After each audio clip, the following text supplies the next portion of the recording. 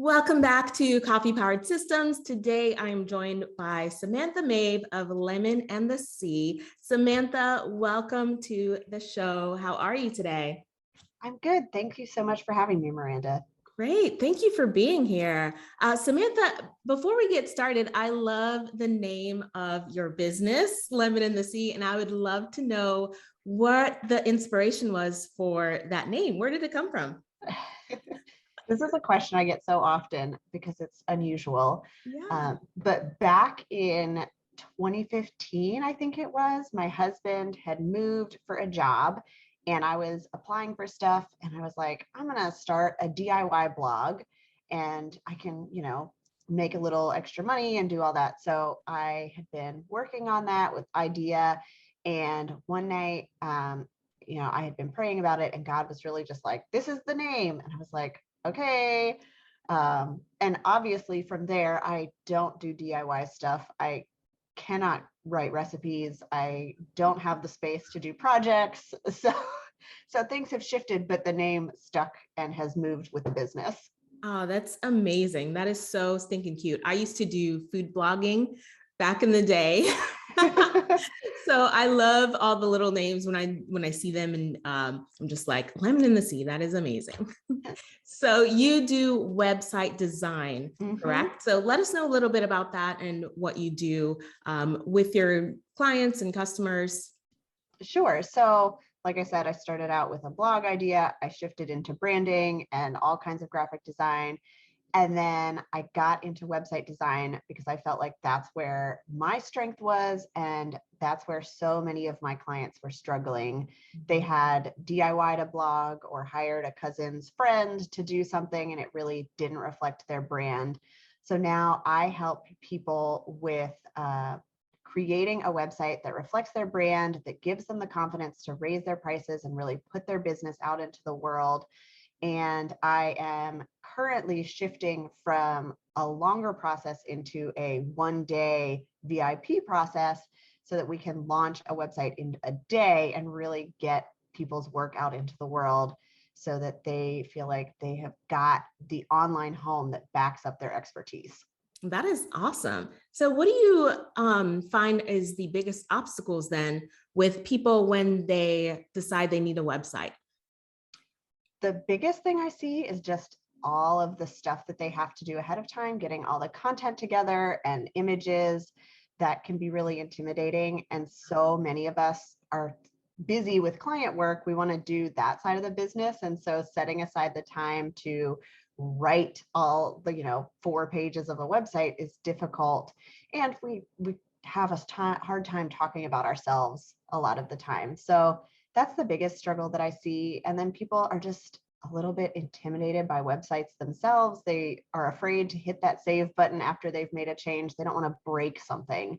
And so part of what I do is help them to be prepared and have all the resources they need.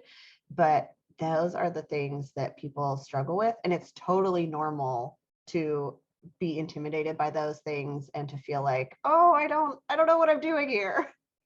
Yeah, exactly. So you say people get intimidated from hitting save, moving forward. Do you find a lot of perfection holding people back? Like it's not ready or anything like that? I think there is definitely some of that, especially if you have tried to do things yourself. I think once we hand things over to an expert, we tend to trust them more. Yeah. But when people are doing it themselves, just like anything, we want it to be perfect. And our business is like our baby to us. And so we want everything that goes out to be perfect. And that means a lot of times we're not putting anything out. And I'm guilty of the same thing. Yeah, me too. A lot of times it's just like, I work with clients myself as well as have business on the other side. And I think a lot of creatives do that as well. We have a few things going on. And I find a lot of times that I am working on my client side a little bit more. And then things like the website and things like that get pushed off a little bit as well, which can be, super hard to wrangle that in.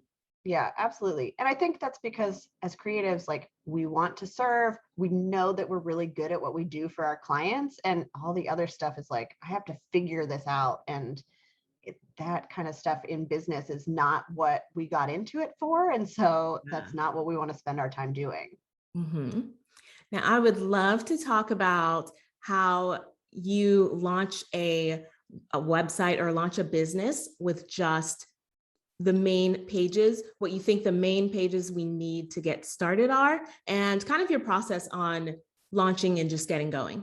Sure. So I really want people to know that they don't have to have a complicated website. They can launch with four main pages. What I walk people through is a home page that, really shares what you do, who you're for, that kind of stuff, an about page that gets into your journey and how you can help people, a services or a sales page, depending on what it is that you offer, and then a contact page, which just gives people a way to get in touch with you if they're ready to work together. And that's all you really need to take people from landing on your website from Google or social media to actually taking action and hiring you or buying a course, whatever it is that that next step is. That's perfect. So you say those are the main four pages. So where do you think people get hung up on then when it comes to oh my God, I need a website. What goes on the homepage? What goes on the about page? Like, what is it? 4 pages sounds so simple, right? Yeah. I think so much of the time we get stuck in the shoulds, like everybody else is doing it this way. All these big name people that I'm following have a website with their face all over it and a video introduction, and they've got 10 different services and all these courses and tons of pop-ups and funnels. And I think when we want to get into business, we've seen them do that. We see people teach that.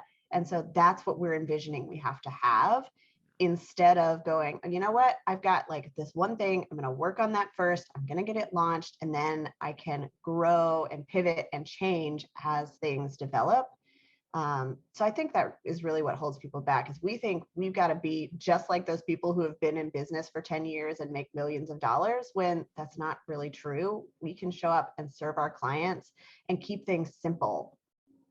That's true. Do you think this simple website option would work for any industry, any business type, like service versus product?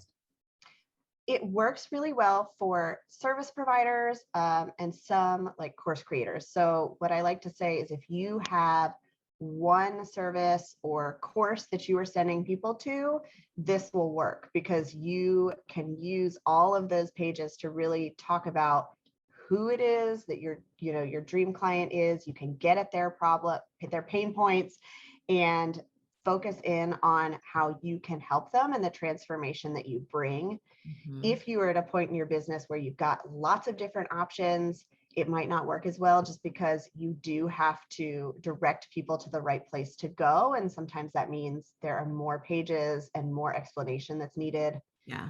And then for product-based businesses, you've got all of the products that you need to sell. And so there's a lot more that goes into getting that up and running, and the inventory systems and all of that stuff that you need. Mhm.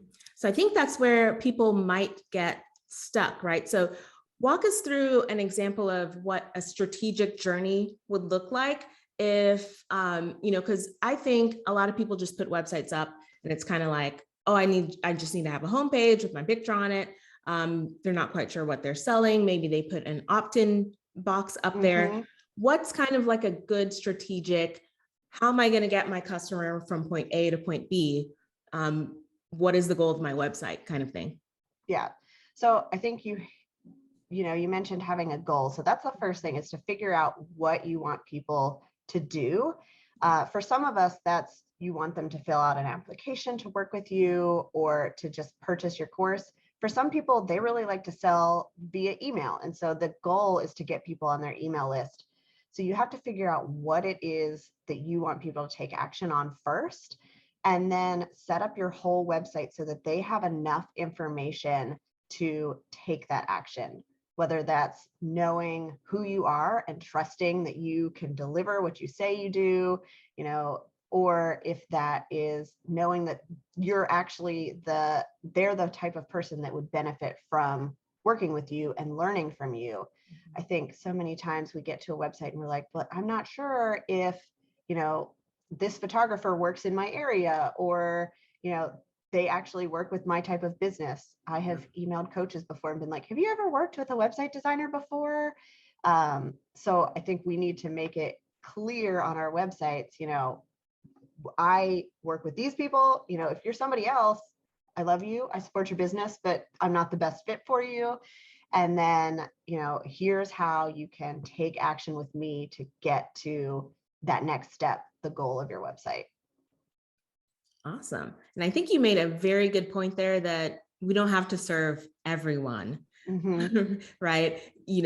I've seen it work where some people just do have like, oh, I serve all the people.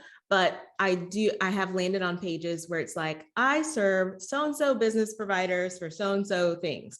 And it makes it real clear that I am or I am not the person they're looking for. So I think that's a really great point that you made there.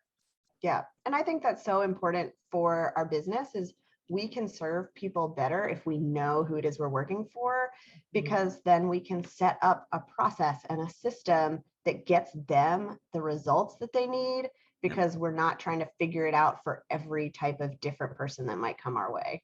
Mm-hmm. Yeah. And it makes it a lot easier for us as, the business owners as well, creating strategic plans. Mm-hmm. Mm-hmm.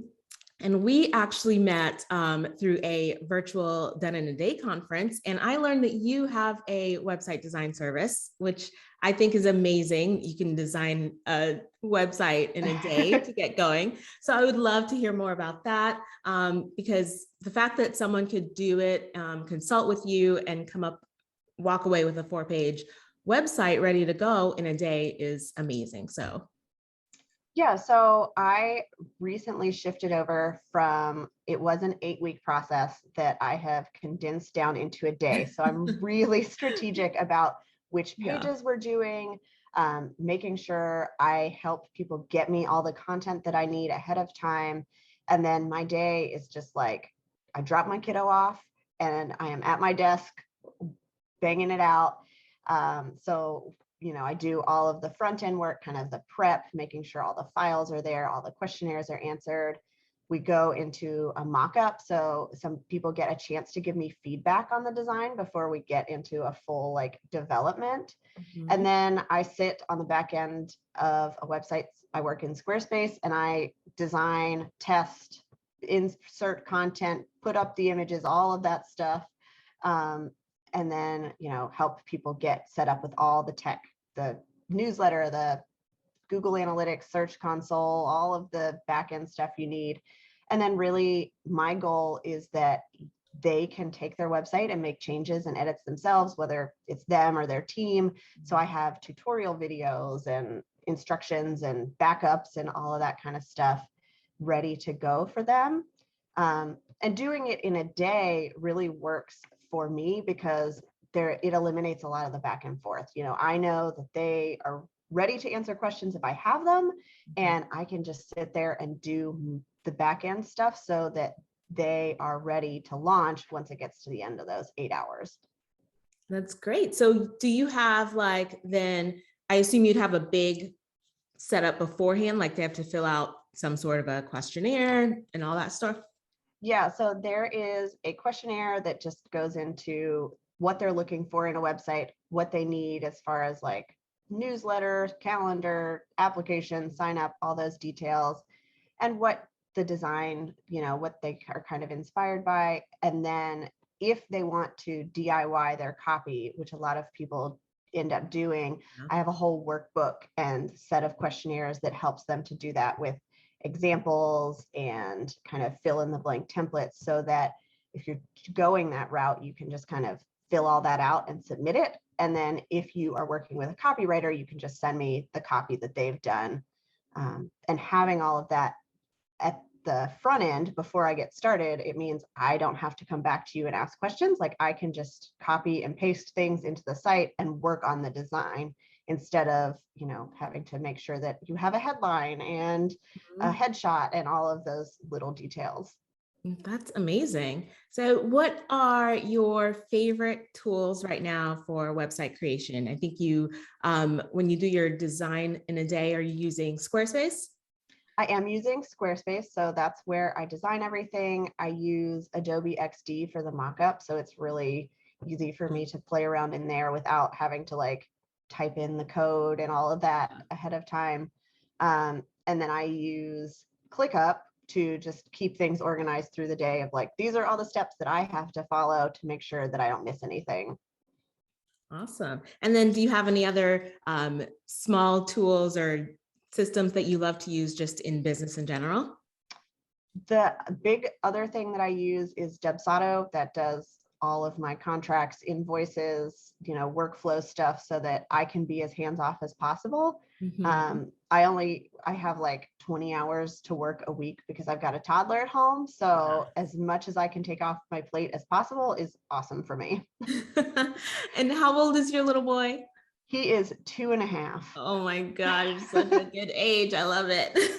Yes. Mine's 14, so I am well out of those years, but I remember those times. So how do you manage your days with your little one and your husband? Like, do you have good boundaries going on? Yeah, so I before he was born, I was working like a normal 40-hour week when my husband was at work. And then after he was born, things kind of shifted. And then we were all in quarantine for however long. But now that we've kind of got a routine settled, he has childcare 4 mornings a week, and that's when I work.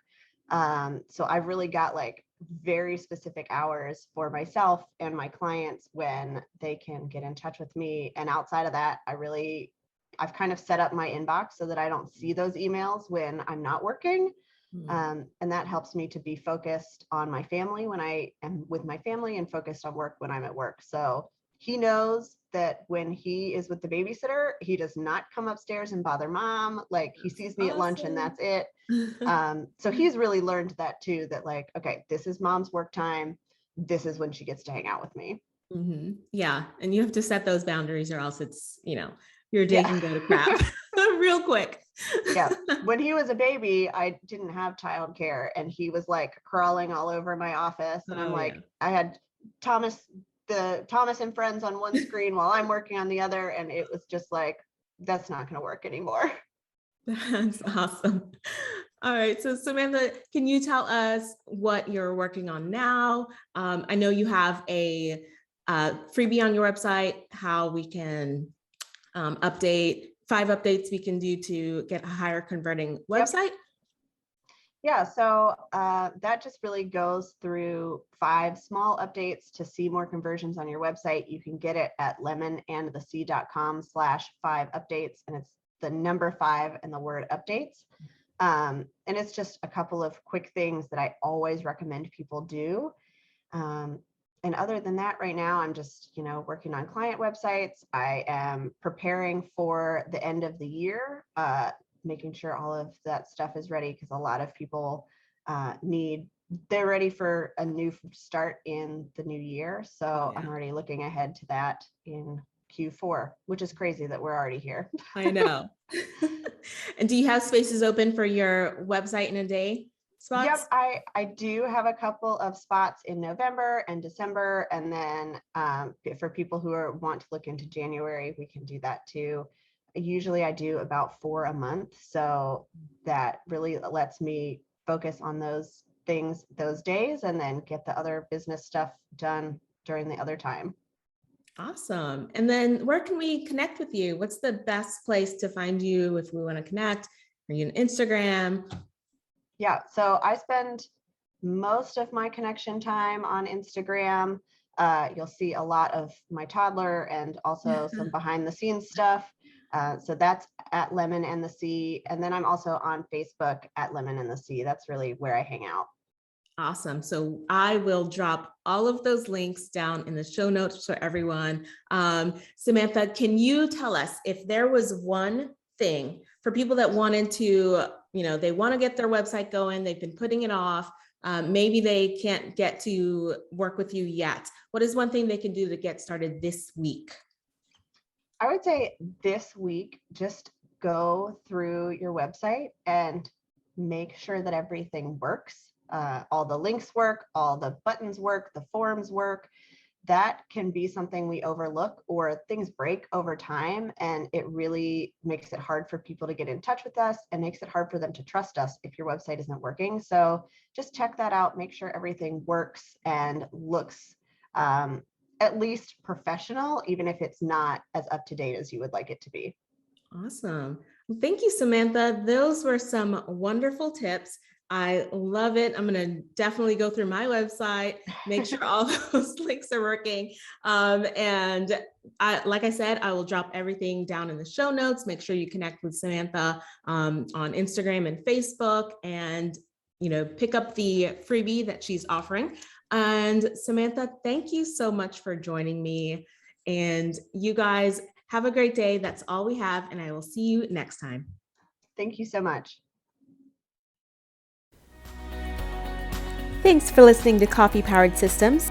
You can find links to everything mentioned in the episode down in the show notes or on the website at mirandamerton.com. If you enjoyed this episode, rate and review it in iTunes or where you enjoy listening so others can find it too. And join me here next time.